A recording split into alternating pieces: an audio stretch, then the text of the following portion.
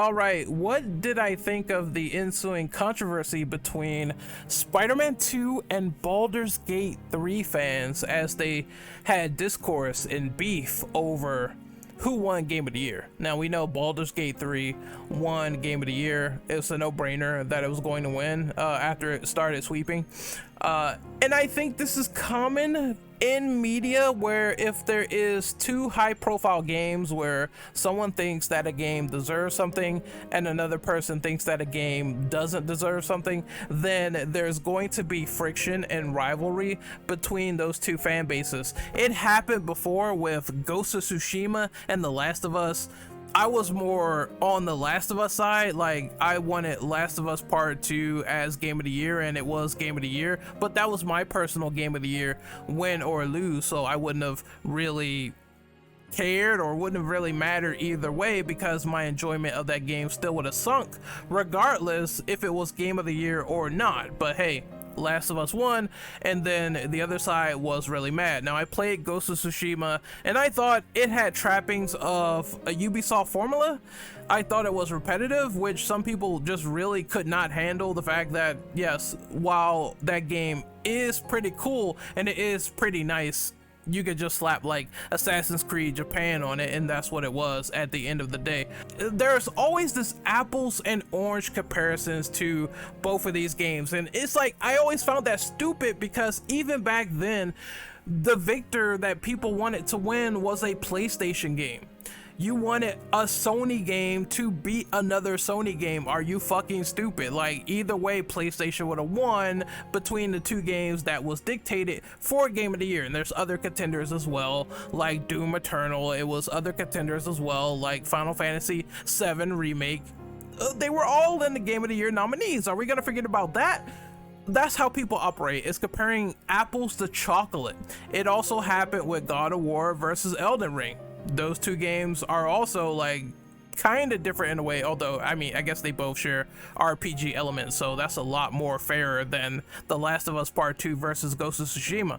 But still, it's like, you know, people do this all the time. Whoever wins or whoever doesn't win, is always a rivalry of the fan base, even if the games are wholly dissimilar. And this cutscene right here being posted about Baldur's Gate 3 winning Game of the Year over this is crazy, and it's an impressive like Spider-Man 2 cutscene where, oh my god, and it's loud, where Miles Morales is thrown through a building by Sandman and is showing the powers, flexing the power of the SSD. And this started everything. People said, oh well, all in Baldur's Gate 3 gameplay, all you do is roll dice and all that other shit, and now it's just an entire meltdown of generalizations, and now making fun of Spider-Man not having any awards whatsoever at the Game of the Year awards, even though that's kind of funny because so many people praised the first Spider-Man PS4, and it won no super critical awards before. And the only thing that matters is your opinion on the game and your enjoyment of the game at the end of the day. But this leads to terrible generalizations. Now, some guy was saying using a cutscene to complain why the game didn't win Game of the Year, not cutscene of the year. Also, more generalizations like, in Spider-Man, the only thing you do in combat is you press square and circle, or you watch a movie, which is the typical PlayStation terrible criticism, where it's like, oh, it's just a movie. You don't engage in the combat or gameplay whatsoever, which is very disingenuous in my opinion. It's not sincere in the slightest, because if you're pressing a button to punch someone in the face, that's engaging with the gameplay, you stupid moron, right? So the funny part I found to this argument is someone did high-level gameplay of Baldur's Gate 3 and Spider-Man 2, and they were showing what they were doing, and there were people getting irate about this, because I think, in my personal opinion, what was going on was the guy wanted to clear up comparing a cutscene to a full game, so he compared gameplay to gameplay, and people got pissed. Now the thing is, Spider-Man 2 is going to look more fun, it's going to look more spectacular, to coin a phrase, than what a CRPG looks like when you're plotting and planning moves. That's just the way it is. That's just the way it looks. You're doing more cooler moves that way, while in the turn-based game you're waiting to take turns. But I will get to that in a minute. And then there were people stewing it up, just also getting pissed, not being able to sort of take that, saying, oh, you just press square and circle, that's it. So that was kind of funny that the folks were getting heated. It was Baldur's people getting super heated. It's like, oh, mashing square versus tactics and creativity. If you mash square in this particular scenario, you would die in seconds. Clearly you see there are Baldur's Gate 3 extremists who never really touch Spider-Man, and then there's Spider-Man people that really try to write off Baldur's Gate 3 and the entirety of turn-based games, thinking there's no strategic value behind them whatsoever, when clearly if you're playing a turn-based game, there is strategy. Like, there is strategy to planning your attack and trying not to get poisoned or things like that. So I don't, and I'm more on the Spider-Man side. Like, I love Spider-Man a lot more. I could care less about Baldur's Gate 3, but the thing is that I'm gonna be fair to Baldur's Gate 3 and say those people saying that turn-based games require no strategy whatsoever, they're wrong. They're fucking completely in the wrong. They hot take here is up here, right? Turn-based combat ruins games and should always be an optional combat method. Now, I am an action RPG junkie. I love my action RPGs. I love that style, but turn-based has a style in the gaming industry. I began playing role-playing games with turn-based, with Final Fantasy VII, with Final Fantasy VIII. I also played Mega Man X Command Mission, and that's a really good game despite being turn-based, where you can play with the Mega Man characters of the Mega Man X universe and just get upgrades and do super attacks and do all this awesome shit. And the gameplay is not boring. It's not boring gameplay. I do see the opinion of, hey, now that action RPG is on the scene, those games are not invalidated just because they exist. I agree with that. I believe that because action RPG is there, they aren't bad games either. You can make a good action RPG, you can make a good turn-based game. So it was this back and forth over and over again over, oh, turn-based is bad, terrible. And I said it right here. I was like, I think the issue with the Spider-Man 2 and Baldur's Gate 3 controversy is that it just led to some ass cheeks oriented misinformation and poor generalizations, like how Spider-Man 2 only has combat options where you mash square and you would die if you did that in like every encounter, or if you fought a boss you fucking die because you need to parry him, you need to swing around him, you need to jump. That requires more buttons than square and circle. And then also people saying how turn-based games are bad. Look, if turn-based games were terrible all the time, then we wouldn't have high marks like the original Final Fantasy VII, which changed the landscape on the PS1. It's the Garbaggio Hall of Fame opinions that are the bad takes here. No matter what side you land on, whether you're like a Spider-Man person or if you're a Baldur's Gate person, I feel like there's the rational people that get it either way. And, you know, I mean, Baldur's Gate 3 1 is whatever. Spider-Man is honestly my second runner-up for Game of the Year, and the first one was Resident Evil 4 Remake. I felt like Resident Evil 4 Remake was Game of the Year for last year, and Spider-Man was the runner-up, and maybe Alan Wake was like in third place before that. If you don't prefer a game style, you don't have to play that particular game series, which is what I feel with CRPGs. They don't appeal to me, so I don't play them. I don't play MMOs, you know, but there is a fan base for those people.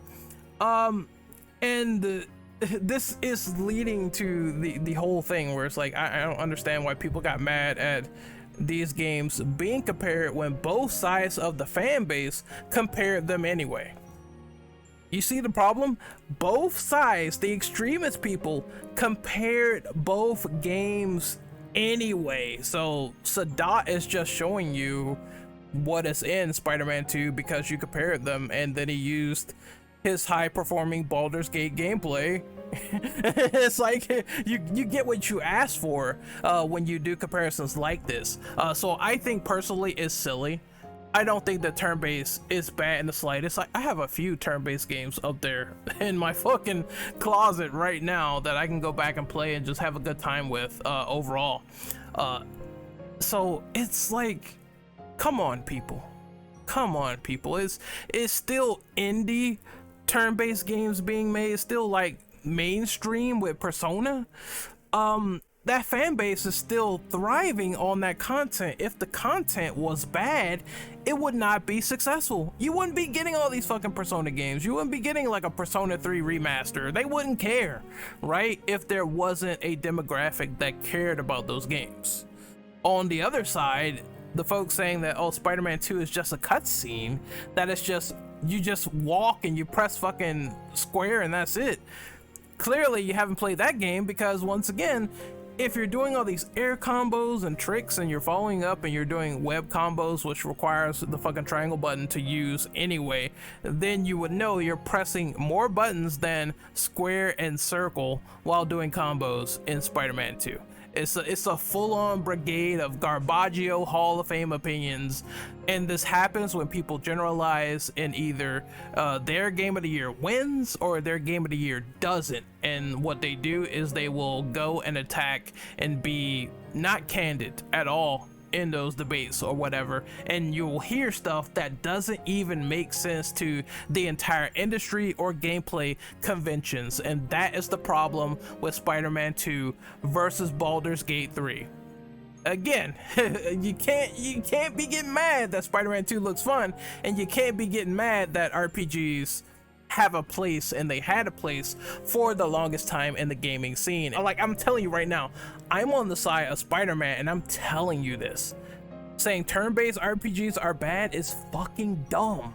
Just simply say the game doesn't align to my preference, the genre doesn't align to my preference, and that'll make perfect sense, as opposed to saying, well, this fucking gameplay style right here ruined the entire gaming scene, it should be totally optional. Like, what the fuck are you talking about? How has it ruined anything? Do you have any definitive proof whatsoever? If it ruined something, why is it popular? And why was the dawn of the action RPG made off the back of turn-based? Why does the ATB active time battle still exist, which is once again all elements from turn-based that was implemented in not only Final Fantasy VII Remake, but it's also going to be in Final Fantasy VII Rebirth, and possibly the third entry after that, as I pop my cup open into. What the fuck? Same for saying all the combat options, oh, it's just a cutscene. That's fucking dumb. Both of you extremists are idiots, and the only opinion that really matters is mine. And like I said, I enjoy a lot of genres for what they are, and if I don't enjoy the genre or whatever, it's just, I just stop playing it. That's it. I leave it there. It's nowhere to be played. It bores me. I'm tired of it. It's no more. I don't need it in my life anymore, right? So I dropped those MMOs. I dropped those CRPGs, but saying turn-based is bad? What the fuck, man? So that's how I feel about the whole thing. It's dumb from all sides, and I wish just a little more critical thinking would have probably solved this problem. A little bit more application to compare and contrast would have solved this problem, but obviously it didn't. So we're gonna have this happen, especially it seems to be the spectrum of PlayStation games being in the running, and I expect the same is gonna happen to Wolverine. You're gonna see some head-ass comparison to Wolverine, even though what people are comparing it to in the Game of the Year running won't make sense, because it's not even remotely the same distinct gameplay style that you're comparing it to, right? It's gonna happen. It's gonna be, imagine Wolverine versus like Baldur's Gate 4 or some shit, right? It won't make sense. It will make zero sense, I guarantee you, I promise you. But like I said, the only way to avoid stuff like this is to essentially love the games that you enjoy and don't pay attention to people on X. Anyway, I'm Renegade Operative. I'm signing out. Here's my opinion on Spider-Man 2 versus Baldur's Gate 3, and hopefully you guys really enjoyed it. Take care of yourselves, and later.